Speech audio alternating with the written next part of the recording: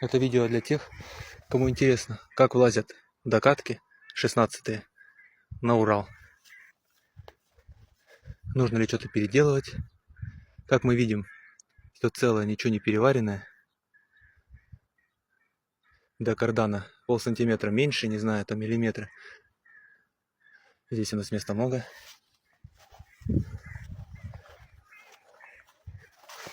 Ну, здесь также, наверное, полсантиметра. Здесь чуть больше. Смещение какое-то есть. Ну, естественно, все родное, ничего не расширенное. Колесо залазит.